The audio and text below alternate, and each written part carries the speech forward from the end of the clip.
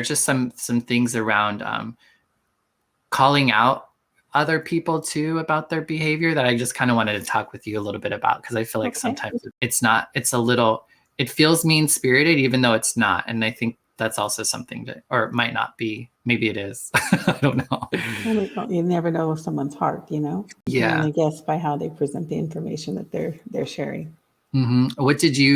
What was your thought when you got that text? Hey, what do you think about God hates this week's topic? It's like, what? God doesn't hate anything. It's like, that's a random topic. So I think I texted you back, said, I need to do some research on that. Is that what I said? You were like, can I let you know tomorrow? Yeah. It's like, yeah. So I'm like, okay. So I just never think about God hating anything. As I've been a Christian for a long time, and Lord knows I've made my mistakes and still do, but I just never thought about God hating anything. Mm-hmm. Yeah, me either. But the God hates message kind of was out and about. I don't feel like it's out there as much as it used to be, but I felt like it was pretty prominent, maybe say 10 years ago. Like it did a lot of damage. Exactly. And I know for me, I kind of got that message, but I had also, like, I'm good with God. Like, my relationship with the God of my understanding has been all set for a while. But for whatever reason, I still have, like, my understanding of Christianity does not have that sort of language either. So I was definitely, I don't know, I found it harmful. But I know you had a response to it too when you started seeing it. The hate speech? Yeah. Mm-hmm. I don't think anybody likes the hate speech unless you're capitalizing on it, which is unfortunate that people do that. So yeah, and I don't think God likes all that either. Mm-hmm. There are some things, though, as we found out as we did some research. So I did do some research, and I found that there are some things listed in the Bible that it says that God hates. And I went further because sometimes I know that words can mean or take on different meaning, but the word is hates, and it is the way kind of hate that we were talking about is hate. So, right.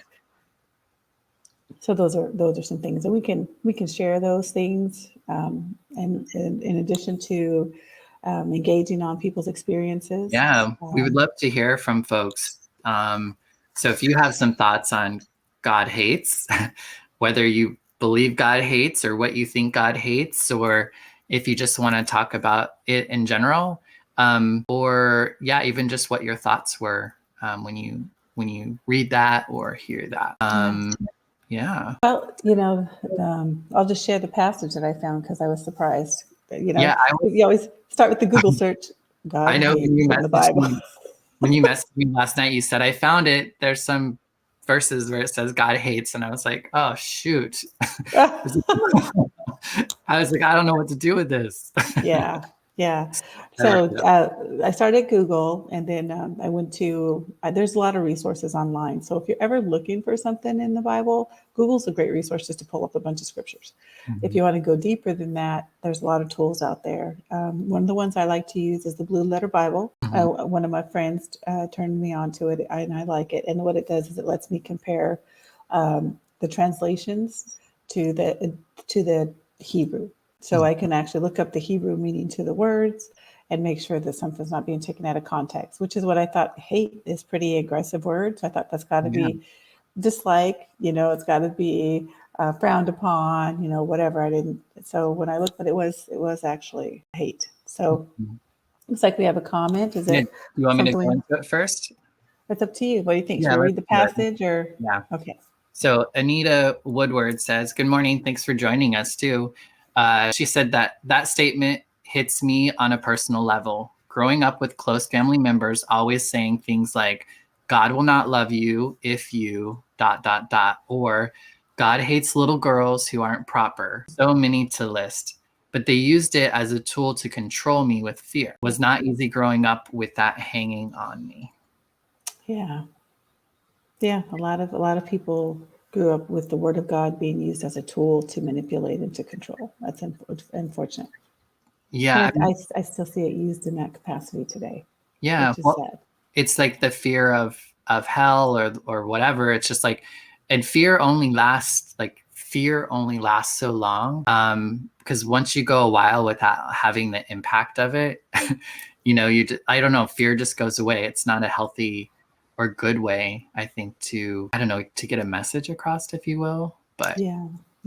Fear's not meant. Well, God is not a God of fear, and he doesn't want to be scary. He doesn't want he doesn't want anyone to come to him out of fear. He wants people to come to him out of love. So anytime if anything I'm fearful, I know that's not God, because God is a God of peace. Well, and God often says, "Fear not," or absolutely, yeah, absolutely. and So many times in the Bible, fear not. Yeah, I know if I'm in fear that there's some sort of like some sort of like I'm not really trusting in God. Right. There's some part of me that doesn't has kind of started to take my own will, as they call. Mm-hmm. So I don't necessarily agree. I don't think that my will is any different than God's will. Like I believe we want the best. We want the same for me. I just don't always know how to do that. I can't usually get that result on my own. If that makes sense. Yeah, it makes sense. Like they're in alignment. It's not like God has this way, I have this way, and we're fighting over like whose way. It's like we both agree and we're both in alignment, but I might fall short a little bit. But I feel like we're in the same groove, if you will. Gotcha. See, and I believe that God has, for me, far more than I can think or imagine. So I don't want to stand in the way. So if God's got a plan that's more than I can think or imagine, knowing that He's a God of love, man, I want it. I don't want anything that I want. I want everything that He wants for me. Yeah. So yeah. So anyway. Yeah. Yeah. My big thing with God, I felt like, I first came to the idea of God again in recovery. And I got there out of a state of desperation. Like I got there at a state of like, I needed help. I needed assistance. I didn't know how to get out of my situation. God, God, gift of desperation, is something they speak of in recovery.